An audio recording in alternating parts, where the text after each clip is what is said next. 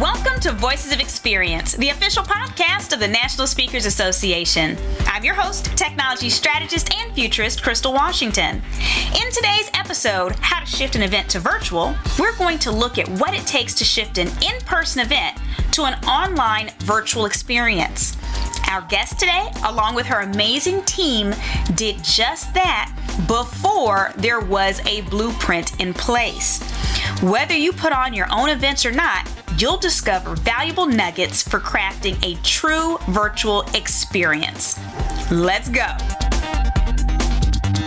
Today on Voices of Experience, we are extremely honored to have Anna Liotta, CSP, who just happens to be our immediate past president. And technically, she's the last president we will ever have with the National Speakers Association.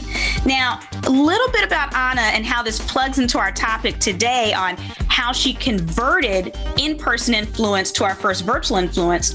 A little birdie told me that she has a master's in communication, but she was such an avid college student that loved courses that she also just happens to have minors in things like TV production, theater, and marketing. Welcome to Voice of Experience, Anna. Thank you, Crystal. It's great to be with you. Did you sleep in college? How are you taking all of these tests? What was that about? I didn't sleep in college. At some point, I'm hoping to catch up on it. And, you know, with all those degrees, I also worked to pay my way through college. And one of the things that I worked in was helping the university do their major entertainment planning. So along with all of that, I ran major entertainment for the University of Portland, my undergrad. Mm-hmm. And I found talent like Jay Leno when he was just the Doritos commercial guy and brought him out. Jerry Seinfeld before the show started, when it was just going to be a pilot about nothing and nobody knew, who he was. And Maya Angelou, when she had never spoken to more than 1,000 people, I found her. She only had the one book at the time. And I would put on and promote their events and sell them out to a 5,000 seat geodesic dome.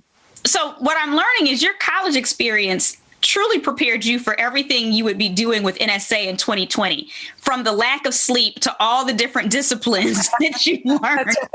That's right. Yes. Over the course of my career, I've probably planned and managed between charity events and other events over 300 to 500 events. And that's not what I do full time.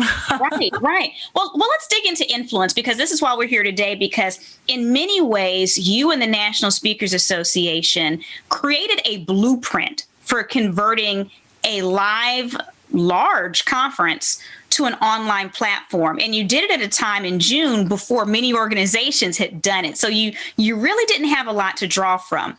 First question, when you realized that in-person influence was not going to happen, what was the conversation at NSA about potentially going to virtual? Like how was this viewed when you first realized we were not meeting in person?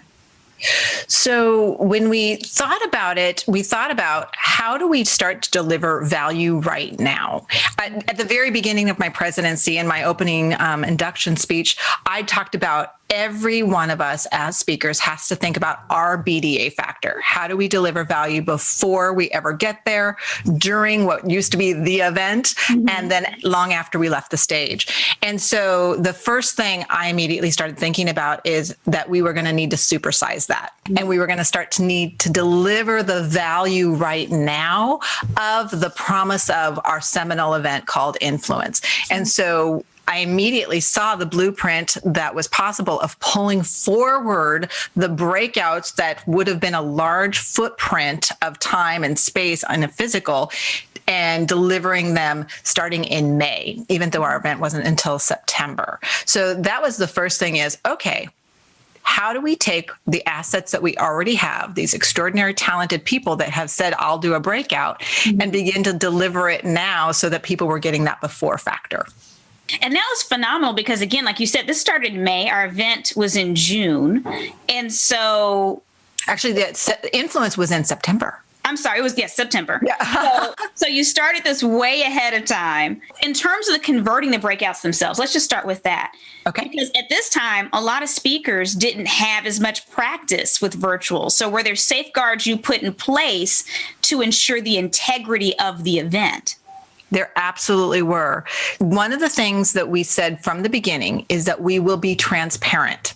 We will be transparent. And we invited everyone and said, listen, if you don't have content that works for right now, we thank you for having been willing to serve, but you are not still obligated. I think that's really important to everybody to understand. Like, you got to give people an out if you're asking them to do something other than what they agreed to. Okay. Almost every single person said yes, which was a wonderful delight and surprise to us. Mm-hmm. The other thing that we did is we said, we want you to share, starting in May, with the best that you've got and understanding how to do what is needed right now. Mm-hmm. And share the failures you've had, share the successes you've had. And that authenticity was a really key part to the success of it, because people were being ridiculously generous, as I call it. We wanted to deliver ridiculous value.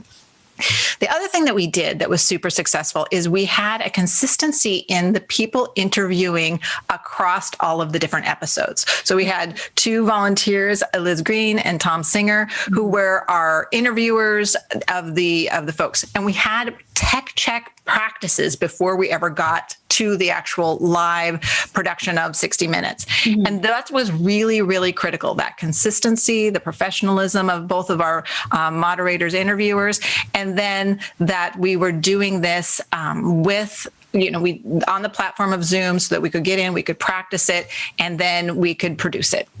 You know, what I loved about you having Tom and Eliz there is the fact that they already had that type of experience. And yes. So they really did tie everything together, but it also guaranteed a certain level of polish as well, because it was like you had these people in these helpful positions doing this.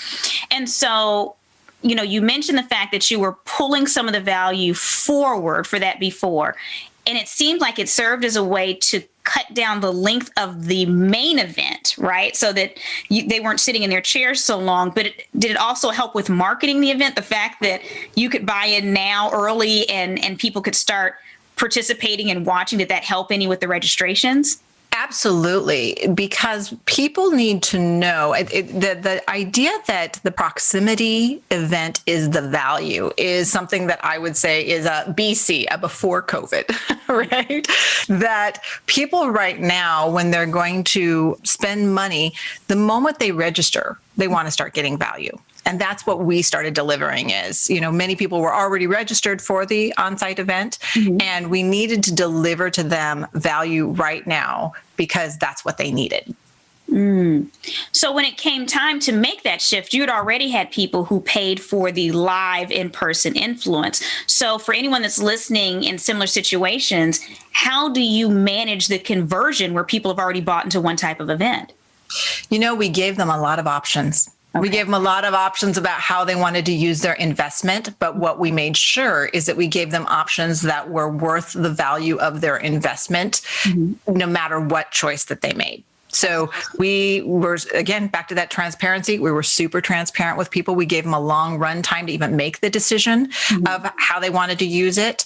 And because initially we didn't know if we were still going to have an opportunity of being live or if it was going to be all virtual. So what we did is we were incredibly fair all the way along. Okay. And then I know personally people who paid in early attended the virtual and really felt that it was worth their time.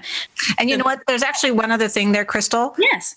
We were committed that every single segment, people would say that was worth the price of so every single segment was worth the whole price. So it sounds like over-delivering at this point. We over-delivered. More on the content. I would have to agree with that. So let's get to the main event itself, okay? Now, this is something where normally people are at an event, they want to hug each other, speakers are extremely social, they're in and out of rooms. When it came to planning, how did you all look at converting this in-person experience to virtual to still deliver the things that people needed socially as well as intellectually? Such a great question. I think this is where a lot of people can miss the opportunity to think of what is the texture of what people are going to be feeling? How do we move the emotion through the arc of the 3 days? So one thing we chose is that we still had 3 days, not 4 as we had traditionally in the past, but we condensed it to 3 days, and that we still chose not to run it all day, but rather in 90-minute segments. Because when people are watching, they're going to get fatigued, and now even more so than, back in September, but they're going to get fatigued by just sitting and watching, no matter how great the content is. And we had great content. Like, that's the jewel of our association, as we've got so much extraordinary talent. But we really thought about, when do you move to interaction? When do you move to crowdsourcing content? So opening with a bang with Michelle Poehler, high energy. She had us dancing. There was a high energy to that segment. And then having our master of influence, Bartice Berry, being honored, we took it to a heart moment. So in our very opening, we went from high and fun to that heart moment when we could all celebrate the work of an extraordinary talent like Dr. Bartice Berry. Then we went to the evening of having something fun where everybody could be on stage if they'd wanted to. And that was the Talent, No Talent show. So even in that opening arc, we thought about, what are the spaces that we're going to want to take people through, and where do we want to end that evening with fun and hilarity? People could send in 60-second talent or no talent, and we were watching them together. So there was that kind of sense of fun and celebration in that opening. Then on going into day 2, we were looking at, where will people now be? So this is when we were going to take them deeper into content, and we put a thematic sense to what we were doing. But we also created what we called the digital dine-arounds, where we had luminaries from the community that were hosting a table, just like you could walk from table to table if you were at the lunch. This was something where we put up the Zoom rooms. We had the list of everybody, and you could pop into it. And this became an incredibly rich opportunity for that connection moment. So it can't all be structured, and it can't all be unstructured. You needed that opportunity to have that connection and be able to sit next to somebody that you wouldn't have had access to at any other time. We also put in the piece of having the Meet the Pros. And this was to give rapid content and a lot of people access to both being on the stage as well as to getting the content that they needed. So that choice of being able to say, this is the pro that I need to listen to, or this is the content that I need to have access to right now, but having it be short. They were only 20-minute segments. Then there was 10 minutes to transition, and then a 20-minute segment, 10 minutes to transition. So thinking online about the cadence is really important for people, as well as the ability to have something where you're learning and somebody else is downloading to you, to where you're being interactive and you're part of it as well. I think what's powerful about when you all did that is I hadn't seen very many organizations give up control over controlling their attendees every single movement. And so you did allow for spaces for people to move around and, at their pace and go where they wanted to go. And so it gave it a level of authenticity that I hadn't seen before influence. I'll share one other thing I thought was interesting. I think when you talk about setting the tone, as you all did on day 1, I think chat reflected that, because our chat box looked like, if you were at a normal conference, people are making funny comments on the side, they're encouraging, they're clapping. And so you set this tone. Was that intentional? Did you all foresee that happening in chat, even the fact that continuous conversation would go on, or was that a fluke? No, we expected that, and it was as rich as we expected and more. But here's the thing I would tell people that are thinking about planning a conference, or if you are in a conference, one thing is, we already had a community. And when there is an existing community, like an association, the chat can go boom, boom, boom, boom, boom, boom, boom, back and forth, because people are almost competing with each other, frankly, to say the funniest thing or have the comment that is, gets a trend going off of it. But when you are in an event where people don't know each other as well, this is where you need to prompt the chat more. And this is something that I'm doing in my own speaking, is when I collaborate and partner with the organization, I'm helping them think about what they should be doing to stimulate the chat. So we had thought a couple of things, but we also had all of our speakers in there. We had our 2 amazing conference chairs, Sylvie DeGiusto and Bill Staten were in there, and we were seeding the chat. And that was really important too. One of the things that we also did is Sylvie and Bill masterfully thought about how they would MC the event virtually to the texture of each moment. So they opened up together where they did some magical editing so that it looked like they were side by side, even though they weren't. And they really spent the time on their scripting beforehand to think, what will have happened? And where will people be at this moment?